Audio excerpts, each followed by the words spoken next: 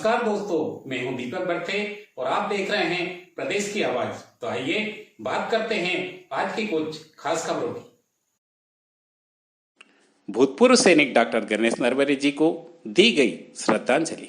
आमला की उपनगरी बोड़खी में किया गया श्रद्धांजलि सभा का आयोजन। श्रद्धांजलि सभा में पूर्व सैनिकों द्वारा गाया गया राष्ट्रगान। खबर मध्य प्रदेश के बैतूल जिले की आमला तहसील से।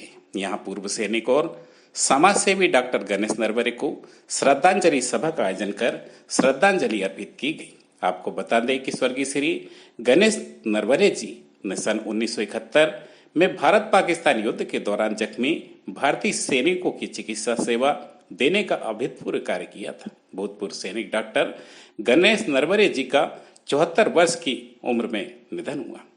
डॉक्टर नरवरे ने 1970 से 1984 तक लगातार सेना में रहकर आर्मी मेडिकल में रहकर देश की सेवा की। सेवानिवृत्ति के पश्चात अपने चिकित्सीय ज्ञान विज्ञान के माध्यम से दूर दराज के दीनहीन गरीब लोगों की गांव-गांव जाकर उन्होंने स्वास्थ्य सेवाएं प्रदान की। उनके द्वारा भूतपूर्व सैनिक को एक मंच पर लाकर पूर्व सैनिकों का संगठन बैतूल में बनाकर समाज में कई रचनात्मक सृजनात्मक कार्यों को किया गया।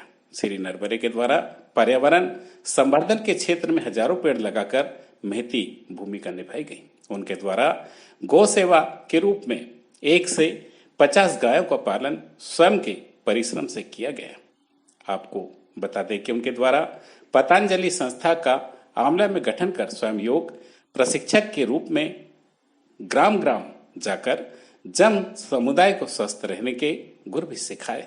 अनेकों योग प्रशिक्षक तैयार कर आमला, बोड़खी नगर सहित अनेकों स्थान पर नियमित योग कक्षाएं लगाई गई।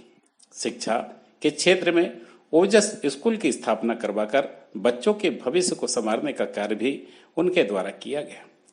सहज सरल मिलनसार व्यक्तित्व के धनी डॉक्टर गणेश नरवरे जी को आज श्रद्धांजलि सभा का आयोजन कर श्रद्धांजलि अर्पित की गई। इस अवसर पर जिले के समाज सेवी श्री मुकेश खंडेलवाल, आमला सारनी विधायक डॉक्टर योगेश पंडागरे, नगर मंडल अध्यक्ष रामकिशोर देशमुख, सतीश हारोड़े, नगर पालिका अध्यक्ष नितिन गाढ़रे, मनोज मालवे, मनोज देशमुख, अशोक नागले सहित बड़ी संख्या में सामाजिक बंधु एवं जिले के भूतपूर्व सैनिक, सेवानिवृत्त ग्रुप कैप्टन समीर सिंह सहित भारी संख्या में संगठन के सदस्य, पतंजलि संस्था, गायत्री परिवार, व्यापारी संघ सहित नगर के गणमान्य नागरिक, आसपास के गांव से हजारों की संख्या में लोग मौजूद रहे। प्रदेश की आवाज के लिए दीपक बरथे की रिपोर्ट। मंगलम गरुड़ध्वजः मंगलम पुंडरीकाक्षो मंगलाय तनो हरिः। इसके पश्चात का शुभारंभ सर्वप्रथम परम श्रद्धेय डॉक्टर गणेश नरवरे जी के छायाचित्र का अनावरण करने के लिए उनके ज्येष्ठ पुत्र डॉक्टर अशोक नरवरे और बहू से आग्रह करते हैं कि वे छायाचित्र का अनावरण करेंगे। स्वः तत्सवितुर्वरेण्यं भर्गो देवस्य धीमहि धियो यो नः प्रचोदयात्। आज हमारे बीच नहीं रहे, हमारे साथ रहने वाले, प्रकृति के प्रेमी रहे, गौ सेवा करने वाले, परिवार में सबसे बड़े, सबका साथ निभाया, मृदुभाषी, स्पष्ट वक्ता, सब पर प्रेम लुटाने वाले, तंगहाली से लड़कर खुशहाली तक पहुंचे, तंगहाली से लड़कर खुशहाली तक पहुंचे, जन सेवा का बीड़ा उठाया, देशभक्ति सिखाने वाले, सैनिक बन देश सेवा की, डॉक्टर बनकर जन सेवा की, पिता बनकर पूरे परिवार के साथ निभाने वाले। है नमन उस देश सेवक को जिनका हमें सानिध्य मिला, है नमन उस देश सेवक को जिनका हमें सानिध्य मिला, कर गए सारी खुशियां हम सबके हवाले। और मेरा आग्रह बस इतना ही आप सभी से, मेरा आग्रह बस इतना ही, जोड़ो अपना परिवार, हम भी कुछ नहीं अपने साथ ले जाने वाले, हम भी नहीं कुछ अपने साथ ले जाने वाले। अधिनायक जय हे भारत भाग्य विधाता, पंजाब सिंध गुजरात मराठा द्राविड़ उत्कल बंग, विंध्य हिमाचल यमुना गंगा उच्चल जलधि तरंग, तब शुभ नामे जागे तब शुभ आशीष मारे, गाये तब जय गाथा जन गण मंगल दायक जय हे भारत भाग्य विधाता, जय हे जय हे जय हे जय जय जय जय हे। भारत माता की जय, भारत माता की जय, वंदे।